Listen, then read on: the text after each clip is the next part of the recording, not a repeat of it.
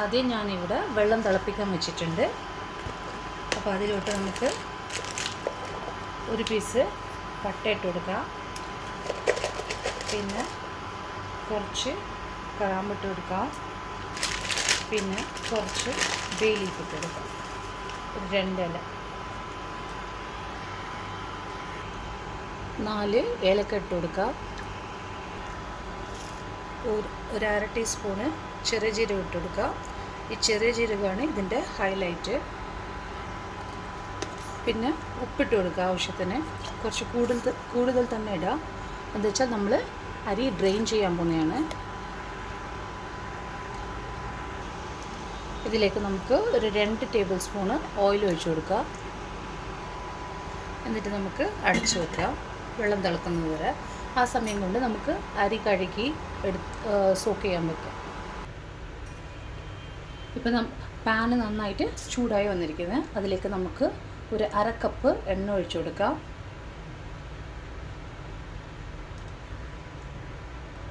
ഇപ്പം ഇതിലേക്ക് നമുക്ക് മുട്ട ഇട്ട് കൊടുക്കാം.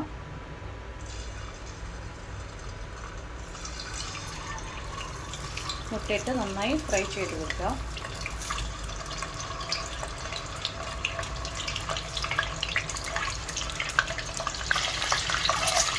മസാല ഒന്നും ഇട്ടിട്ടില്ല, ജസ്റ്റ് ഒന്ന് ഈ ഓയിലിൽ തന്നെ നമുക്കിത് ഫ്രൈ ചെയ്ത് കൊടുക്കാം. ജസ്റ്റ് ഒരു 2 മിനിറ്റ്സ് ഇപ്പോൾ ഫ്രൈ ആയിട്ടുണ്ട്. ഇപ്പം നമുക്ക് എഗ്ഗ് എടുത്ത് മാറ്റാം.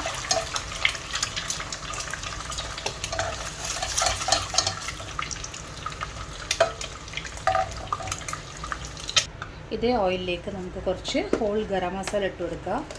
കുറേയൊന്നും വേണ്ട, ജസ്റ്റ് ഒന്ന് ഫ്ലേവറിന് വേണ്ടിയിട്ട്. ഓൾറെഡി നമ്മൾ ചോറിൽ ഇട്ടിട്ടുണ്ട്.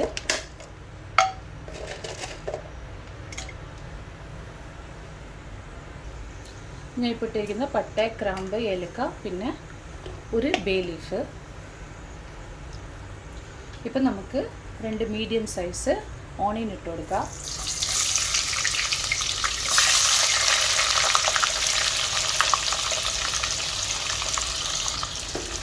കുറച്ച് സോഫ്റ്റാക്കി കൊടുക്കാം.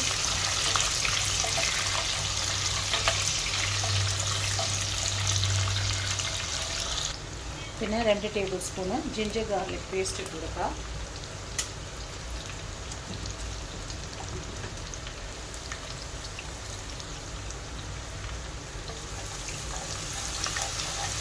ഇപ്പം നമുക്ക് കുറച്ച് ഉപ്പിട്ട് കൊടുക്കാം. ഈ സവാള ഒന്ന് വാടി കിട്ടാൻ വേണ്ടിയിട്ട്.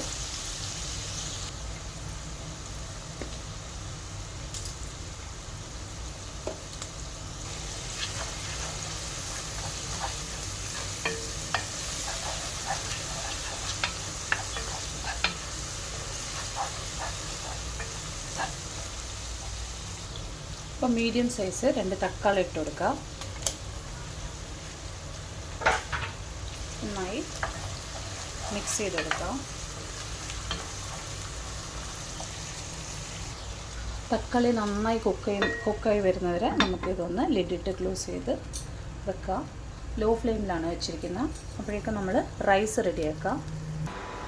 ഇപ്പോൾ നമ്മൾ വെള്ളം നന്നായി തിളച്ച് വന്നിരിക്കുന്നത്. അപ്പോൾ നമുക്കിതിലേക്ക് സോക്ക് ചെയ്ത് വെച്ചിരിക്കുന്ന റൈസ് ഇട്ട് കൊടുക്കാം.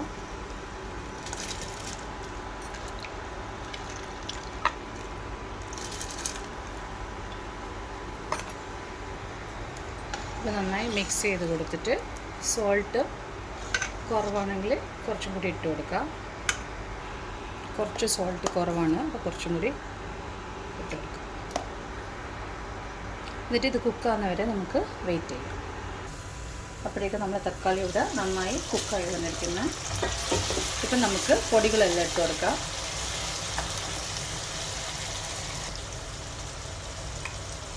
അര ടേബിൾ സ്പൂണ് മഞ്ഞൾപ്പൊടി ഇട്ട് കൊടുക്കുക. ഒരു 1-1.5 tablespoon Kashmiri chilli powder. എരിവനുസരിച്ചിട്ട് ഇട്ട് കൊടുക്കാം നമുക്ക്. പിന്നെ 1 ടേബിൾ സ്പൂണ് മല്ലിപ്പൊടി. പിന്നെ കുറച്ച് ഗരം മസാല പൗഡർ. എഗ്ഗിന് പ്രത്യേകിച്ച് ഫ്ലേവറൊന്നും ഇല്ലാത്തതുകൊണ്ടാണ് കുറച്ചും കൂടി മസാലപ്പൊടിയൊക്കെ കൂടുതലായിട്ട് ഇടുന്നത്. പിന്നെ 1 ടേബിൾ സ്പൂണിൻ്റെ അടുത്ത് ചിക്കൻ ബിരിയാണി മസാലയാണ് ആഡ് ചെയ്ത് കൊടുത്തത്. ഇപ്പോൾ നന്നായി നമുക്ക് സോട്ട് ചെയ്യാം. ഈ പച്ചമണം പോകുന്നത് വരെ നമുക്ക് സോട്ട് ചെയ്യാം. കുറച്ച് ഉപ്പും കൂടി ഇട്ട് കൊടുക്കുക.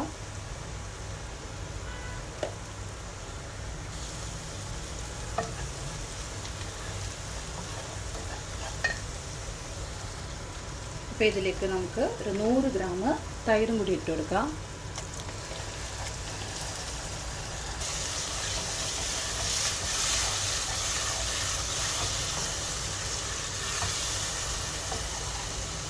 ഇപ്പോൾ ഇതിലേക്ക് നമുക്ക് എഗ്ഗ് ഇട്ട് കൊടുക്കാം. നമ്മൾ നേരത്തെ ഫ്രൈ ചെയ്ത് വെച്ചത്.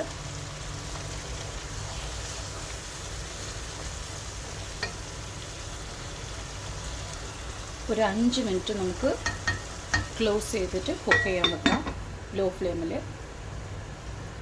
ഇപ്പം നമുക്ക് കുറച്ച് മല്ലിയില ഇട്ട് കൊടുക്കാം.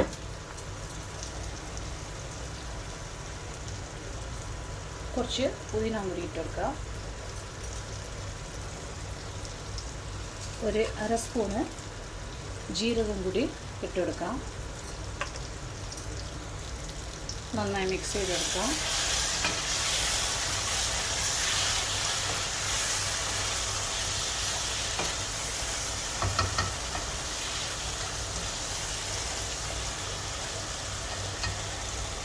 ഇപ്പോൾ നമ്മൾ മസാല റെഡി ആയിരിക്കുന്നു. ഇപ്പോൾ നമ്മൾ ചോറ് റെഡി ആയിരിക്കുന്നു. അത് ഒന്ന് ഊറ്റിയിട്ട് എടുത്തുകൊണ്ട് വരാം. നമുക്ക് ഇപ്പോൾ മസാല വേറൊരു പാത്രത്തിലോട്ട് ട്രാൻസ്ഫർ ചെയ്യാം. പിന്നെ നമ്മൾ കുക്ക് ചെയ്ത റൈസും കൂടി ഇതിലിട്ട് കൊടുക്കുക.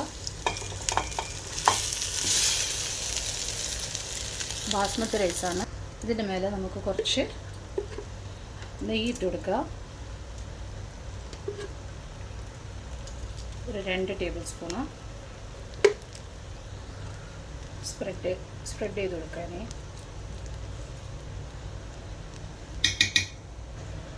ഇപ്പോൾ കുറച്ച് മല്ലിയില പുതിന ഇട്ട് കൊടുക്കാം. എന്നിട്ട് വെരി ലോ ഫ്ലെയിമിൽ ഒരു 10 മിനിറ്റ്സ് ദമ്മിൽ വെക്കാം.